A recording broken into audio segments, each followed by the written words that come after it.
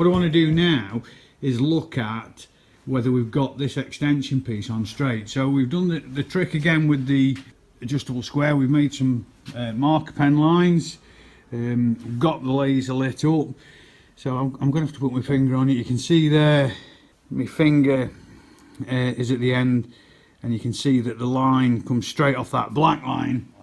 Get to the middle, we've got this one here in the middle. You can see his laser line here, and again, you know, where my finger is, we've got that light there straight the way along. And then finally at the back end here, I'm going to loop marked on the garage door so you can see it here. Come along, and there's our black line. We're confident that, you know, it's flat, it's square, it's plumb, and most importantly, I suppose, it's the right length. So right, we've just got the back end held on with this G-clamp. Just really, you know, the very first stage of joining that now. There's obviously quite a bit of work to do. Thought it'd be quite interesting to have a look at this 5065 number, because if you remember, that's what we were looking for. Original's 4760, we'll put in 305, we should get that. No glasses. Found glasses. Right, we are a bit out there. We are 7. That's 5067. Let's have a look there. You can see she's 5067. So we've got a couple of millimetres just to shave out to go down to the joint. You know, with a fair bit of work in that joint to make it right anyway. So we'll no doubt eat that 2mm up, but we're in the right place. So basically we want 5065 and we've got 5067. So right, we're all in one piece, and by that we're stitched together. We've tacked him up. It's been a couple of days since I did that because yeah, life gets in the way, doesn't it? So what we need to do really is drop tape measure on and make sure that we've got it right. We've not had an opportunity to do it yet. We know we're shooting for 5065. So what I propose to do is do 2 measurements: top edge of the rail, bottom edge of the rail. Be nice if they're exact, wouldn't it? Let's see how we go on.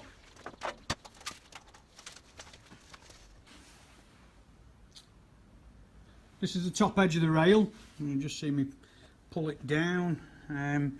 5 metres, 6, 5. So that top one's bang on. I'm just going to have to. Top one's bang on. I'm going to have to see if I can shovel him across. Shoveling him across. Shoveling him across. There we go. Lovely. What we got here? 5. That's 50652, isn't it? So that's bang on. Yeah. Got to get down here now. Fill these V's in that we've ground into this, and then we'll obviously flatten it back and linish it back. Flick it over, grind out the other side, and then do the same there. So let's have some welding, and I'll bring you back in a bit. So we're definitely in one piece now.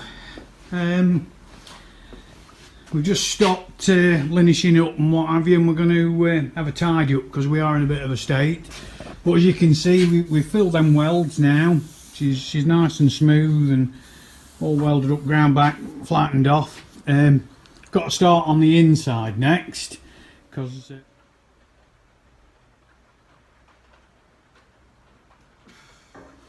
okay. So you can see here we've started to do the V now. We've got a little bit more to go yet, but starting to get there. Tool we're using is the die grinder with the carbide bit. Seems to do the job reasonably well. The reason that didn't bevel the edges or V the edges before doing the joint is that I find it makes it more difficult to get an accurate edge for your length, and as we've already seen, we've got the length bang on. So a bit of time now carrying on getting the veen out right will pay dividends. You can see here we've got some good heat penetration, so you know we're definitely melting wire somewhere, aren't we? Grand. Right, I've had a busy few days. We've had the die grinder in and we've gouged it out, V'd it, welded it up, flatted it, welded it, flatted it. It's not linished because it doesn't need to be. I've marked my centre in the joint, the centre in the flitch. I've got the mag drill in. I'm going to bang in hopefully a couple of 5/8 bolts. So we just need to really get on with it and not stand about drinking tea, if I'm really honest.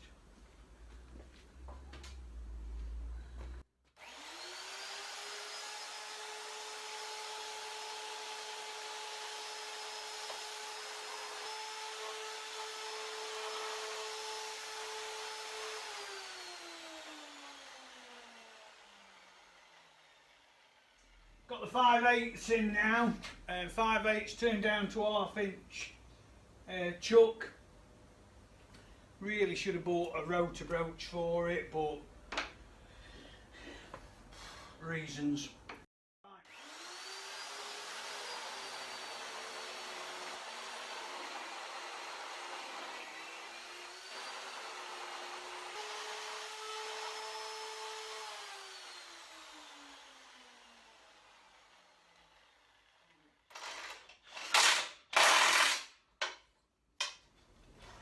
I've got the second hole drilled. As you can see, I've taken all the rammel out of the chassis, and the reason for that is I'm going to turn it now over the other way so that we can work from the outside of the chassis and not have to adjust its position constantly because of this flange. I wanted it on the inside for this particular job to make sure I got these bolts right in that flitch plate. So we'll roll it over and see how we go on from that side. That'll be another phone gone, won't it? Right, we've reset. 5/8 is in. We need oil can. We have oil can.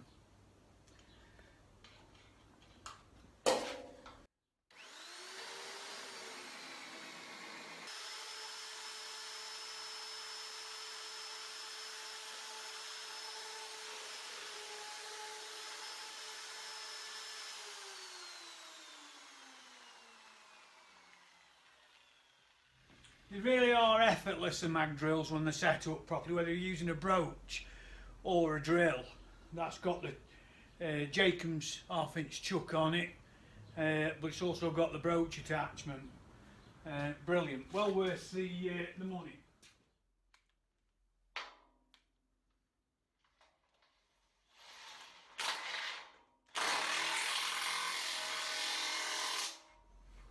Yeah, that's pretty good.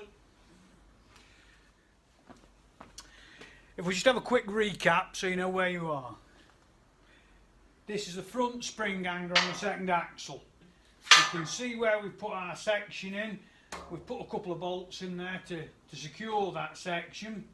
Up here we've got these 2 holes, or 4 holes, 2 banks of 2, which are for the fuel tank brackets. These 4 here are the 4 that go underneath the gearbox. It's the cross member that go underneath the gearbox, and those 2 again are fuel tank carriers. So we've done all of the fabrication work now, and we've done all of us drilling. We've got our 2 5/8 UNF bolts in there that are holding the extension piece to that flitch. We've also got welds. This is the 4 bolts for the fuel tank. They're drilled into the flitch. We've got 4 holes here, put 3 bolts in. I've not bothered with that final one, that was the last one I drilled. So the next job really is to flip it over. We're going to pull the flitch out, unbolt all this, pull the flitch out, prep it, paint the inside of the chassis, paint the inside section of the flitch, reassemble, tiger seal the edges to, stop moisture, and then spray the inside of that of the inside chassis rail.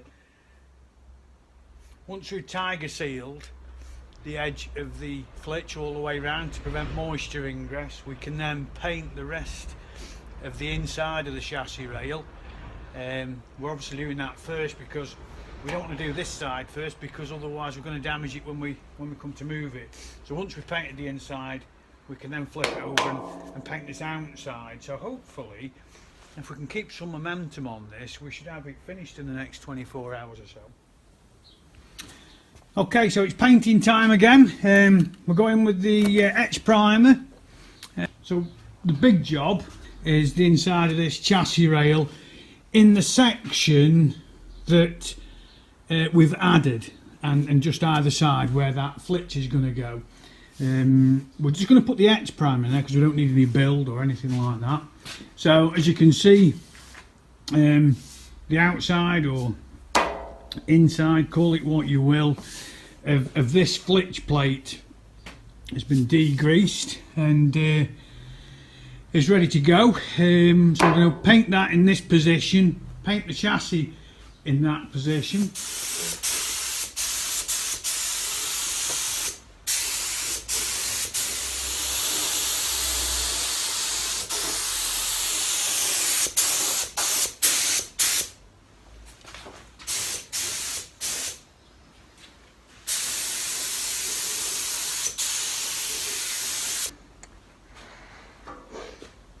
Okay, we're going to give that 5 minutes, 10 minutes.